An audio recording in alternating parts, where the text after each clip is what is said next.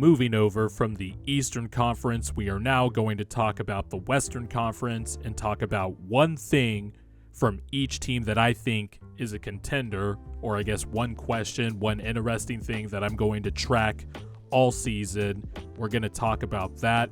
If you want to see my Eastern Conference video, you could go check that out. Hit that like button, hit that subscribe button so you can get more videos like this, player breakdown, team stuff, other basketball related content that might not even be necessarily related to the NBA, reaction to NBA news, etc. It would be much appreciated. Let's get these videos out there. Let's talk about one question or one interesting question that I have for each Western Conference contender, and I have 4 here. Just like with the Eastern Conference, I have 4, and we're going to start with the best team in the West, the Minnesota Timberwolves, and the question I'm going to track all season is pretty simple: the offense. We all know the Timberwolves have the best defense in the NBA. They have great defenders across the board. Jaden McDaniels is a perennial all-NBA caliber defender. Rudy Gobert, multi-time defensive player of the year, back to form this year. Karl Anthony Towns has defended his ass off this year. Anthony Edwards at the point of attack is just a force of nature to deal with, especially when he's dialed in. Mike Conley, the savvy veteran, always knows where to be, right place, right time. Gilgeous-Alexander Walker. You could go down the list a little bit and you'll just find defenders across the map for Minnesota. The question is their offense, and their most used lineups aren't the highest in terms of offensive rating, but they have really good offensive players. Anthony Edwards, of course. Karl Anthony Towns has been absolutely fantastic this year after a slow start to the season. The Cat and Gobert pairing is working a little bit smoother on the offensive end, but as a whole, the team offense is still kind of clunky. Their half-court offense is 17th in terms of offensive rating. They are awesome in transition, and that makes sense when you have guys like Anthony Edwards, Jaden McDaniels, Rudy Gobert running rim to rim, etc. But I would like to see Chris Finch iron out the wrinkles a little bit and try to make this offense run a little bit smoother. And if they can do that, I could definitely see them making a deep playoff run. They definitely have the defensive versatility to use different lineups and have their defense be their calling card, but they do need to smooth out. I would like to see them upgrade the backup point guard position because Shake Milton, it hurts my heart to say, hasn't really worked out this year. Jordan McLaughlin, I don't think, is an answer either. But whenever the Timberwolves go away from Mike Conley and spell him a little bit, can they get some backup ball handling, some extra ball handling, maybe an extra shooter at the deadline? Who knows? Then we have the Oklahoma City Thunder, and this is the team with maybe the most impressive resume in terms of wins. They've went into Denver twice and have beaten the Nuggets. They beat the Celtics, the Timberwolves, and besides experience, the things I do wonder about is defensively, the Oklahoma City Thunder are awesome, but they are kind of a bad rebounding team, and they do foul a lot for as much as they get to the line on the other end. Their opponent free throw rate is 26th, and that's just a byproduct of Chet Holmgren is taking his lumps at center, and they do need a little bit more beef down there, so I do wonder if they will also consolidate the bench at the trade deadline and shore up those defensive rebounding issues. Also, and I know I'm breaking a rule here by going beyond more than one question, but I do also wonder how often throughout the year are the Thunder just going to close with their big three and just shooting, because Josh Giddey has been playing well lately, so I do want to give him credit for that. But like you saw in the Celtics Thunder game, they let Kristaps Porzingis roam off of Josh Giddey, and the Celtics basically just didn't care if Josh Giddey shot threes, and he made 4 of them, so we did make him pay in that regard.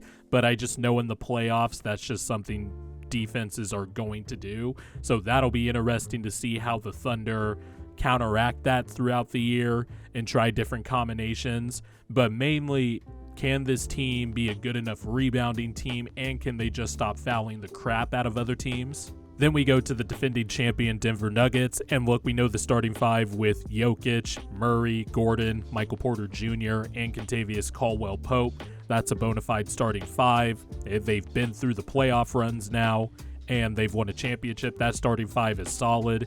My question, or I guess the thing I'm going to be tracking with the Nuggets, is the bench.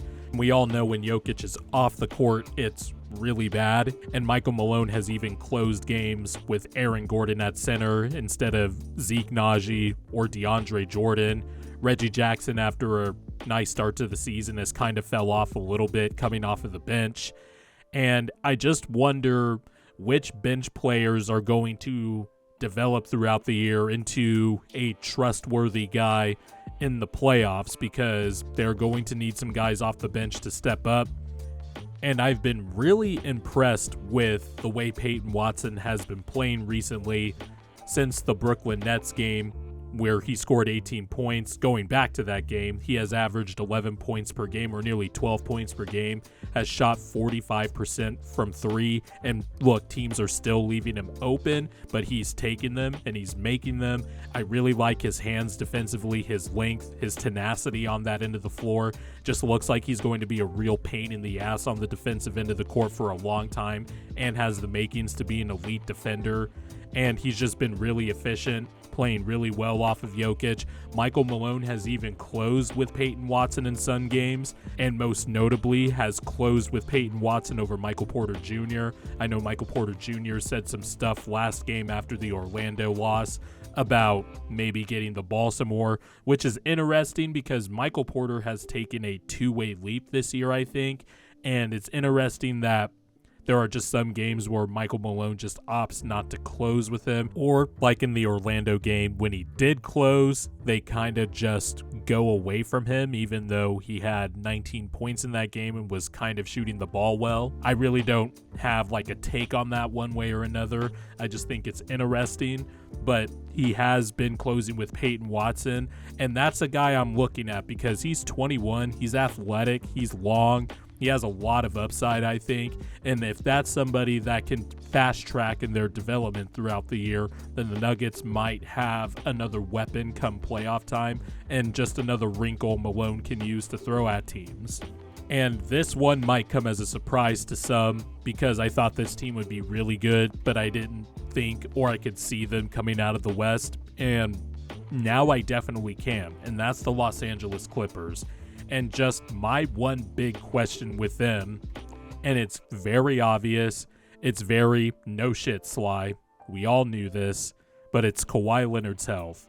Because Kawhi Leonard has been fucking amazing all year, and I'm going to do a video later on him to kind of expand on just how good he's been, but that's it right there. It's the health of Kawhi Leonard, because a team with just Russell Westbrook, James Harden, and Paul George, I don't think is coming out of the West at all.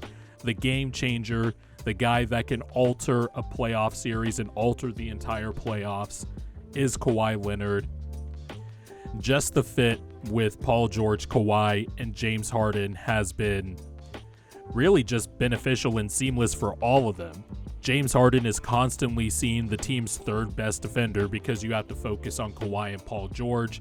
Both of those guys are on the opposite wings, so James Harden has maximum space now. His rim finishing has been a lot better with the Clippers compared to the Sixers and the Brooklyn Nets after his hamstring injury, and he just has more space to operate. His step back three is working. He's taking more catch and shoot threes, and I just feel like the gravity of Kawhi Leonard and also Paul George, but mainly Kawhi Leonard, who has just been a monster compared to the first 10 or so games of the season, is just so beneficial for the Clippers and James Harden. And James Harden gets to see the third guy all night, and he's just roasting him.